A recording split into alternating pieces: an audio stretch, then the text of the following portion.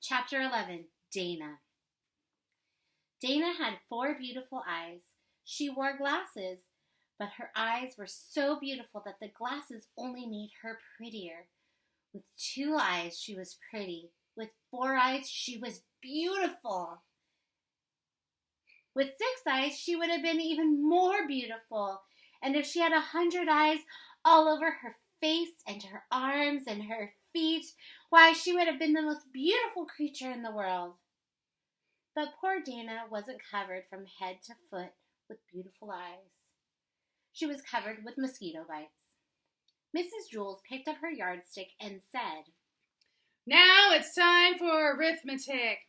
That's old school for math. "Oh no, Mrs. Jules," said Dana. "I can't do arithmetic. I itch all over. I can't concentrate." "But we have all kinds of arithmetic," said Mrs. Jules. "Addition without carrying, addition with carrying, and carrying without addition." "I don't care," cried Dana.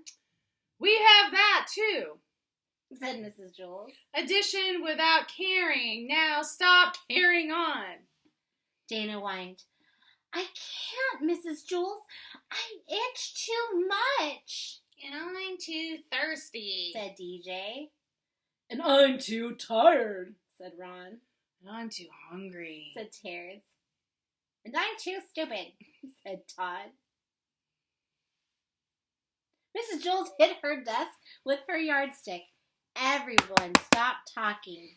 Mrs. Jules said, "We are going to have arithmetic now, and I don't want to hear another thing about it."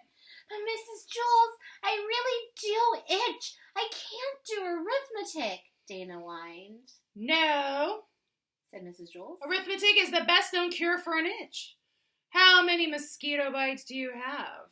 "I don't know," said Dana. "Over 100. First I try scratching one, and then another one starts to itch, so I scratch that one, and that one stops, and another one starts, so I scratch that one, and the itch moves down to another one, and then just goes back to the first one. The itch just never stays in the same place. I just can't scratch them all." "Well, what you need is a good strong dose of arithmetic," said Mrs. Jules. "I'd rather have calamine lotion," said Dana. "Remember, Dana," said Mrs. Jules. "mosquito bites itch, not numbers." "So what?" said Dana. Mrs. Jules continued. "We'll just have to turn your mosquito bites into numbers." "I'm a mess," Dana moaned. Mrs. Jules began to turn the mosquito bites into numbers. "How much is 3 mosquito bites plus 3 mosquito bites?" she asked. Rhonda raised her hand. 6 mosquito bites, she answered. "And how much is 6 mosquito bites minus 2 bites?" said Mrs. Jules. 4 mosquito bites, said DJ. "And how much is 5 mosquito bites times 2? asked Mrs. Jules. 10 mosquito bites, said Phoebe. "Very good," said Mrs. Jules. "I still itch," Dana complained. "I've got one more question," said Mrs. Jules. "How much is 49 mosquito bites plus 75 mosquito bites?" Nobody raised a hand. "Think, class," said Mrs. Jules. "This is for Dana." Nobody knew the answer. Dana's itch began to get worse and worse. At last, Dana began counting her own mosquito bites. She counted 75 on one side and 49 on the other. Then she added them together for a total of 124 mosquito bites.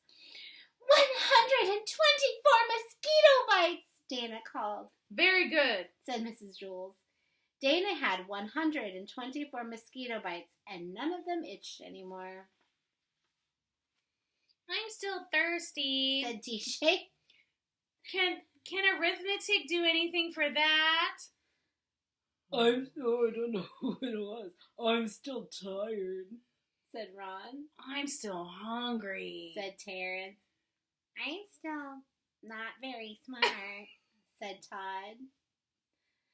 "I'm glad I turned my mosquito bites into numbers, instead of letters, said Dana. I could never spell mosquito. Chat. Oh, yeah. Picture. Here she is. Aww. Beautiful eyes and her mosquito bites. Dana. Poor Dana. Poor Dana. This book. It's well loved. It's falling apart, literally. Chapter 12. Jason. Jason had a small face and a big mouth. He had the second biggest mouth in Mrs. Jules' class. There were an awful lot of big mouths in that class. Mrs. Jules! Jason called without raising his hand. Joy is chewing gum in class. Joy had the biggest mouth in Mrs. Jules' class, and it was filled with gum. There was hardly even room for her tongue. Joy! I'm ashamed of you, said Mrs. Jules. I'm afraid I'll have to put your name up on the board. That's okay, Mrs. Jules, Jason called. I'll do it. Jason hopped out of his seat and wrote Joy's name on the blackboard under the word discipline. While he was up, Joy took the glob of gum out of her mouth and placed it on Jason's chair. Roddy and Allison giggled. Jason walked back from the blackboard to his desk and sat down. Mrs. Jules, He called. I'm stuck. Roddy and Allison giggled again. Mrs. Jules got angry.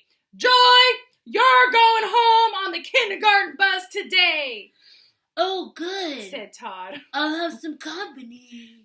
As you remember, Todd went home on the kindergarten bus every day. He could never seem to make it to 12 o'clock without getting into trouble 3 times. His name wasn't even up on the blackboard yet, but he knew that by 12 o'clock it would be up, checked, and circled. Mrs. Jules, what am I going to do? I'm stuck. I'm going to have to stay here for the rest of my life, said Jason. Joy, tell Jason you're sorry, said Mrs. Jules. I'm sorry, Jason, said Joy. Oh, that's okay, Joy, said Jason. I don't mind. Try to get up, Jason, said Mrs. Jules. Jason tried. I can't, Mrs. Jules. I'm stuck. Well, Mrs. Jules asked the 3 Erics to help. Eric Fry and Eric Ovens pulled Jason. Eric Bacon held the chair. Stop! Cried Jason. You'll rip my pants! Rondi and Allison giggled. All right, said Mrs. Jules. Let's try ice water. That should freeze the gum and make it less sticky. I'll go get some from Miss Mush. Miss Mush was the lunch teacher at Wayside School. She had a remarkable ability to undercook a dish and overcook it at the same time. Her specialty was a nice hot bowl of mud. She called it porridge. Jason looked at Rondi and Allison. No, Mrs. Jules, He said. Don't leave me. Besides, Miss Mush's ice water is probably warm. Oh, don't be silly, Jason, said Mrs. Jules. I'm sure it will be at least as cold as her soups. Rondi and Allison leered at Jason.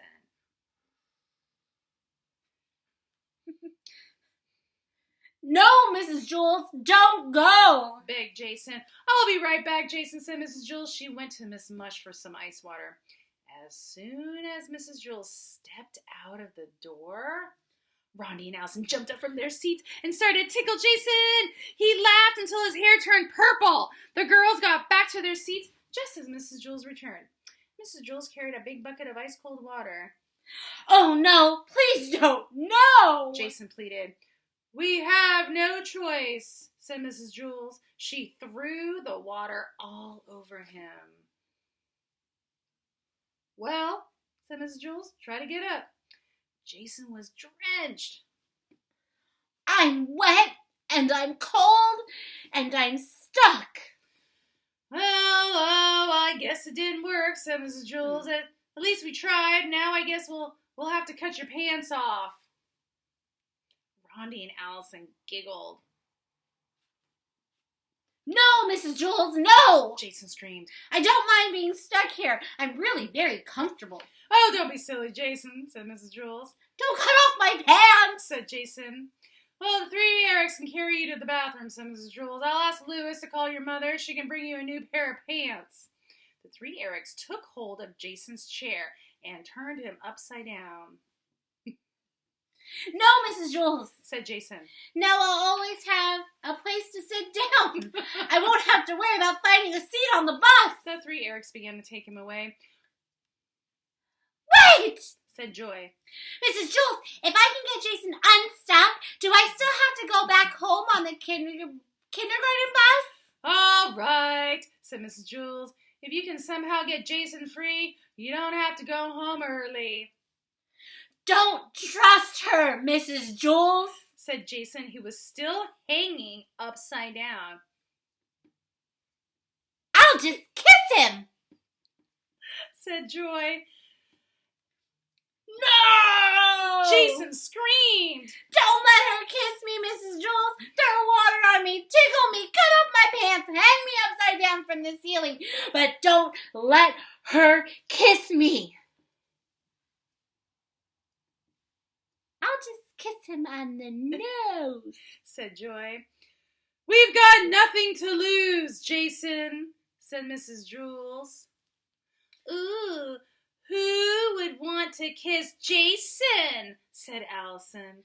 Jason hung helplessly upside down.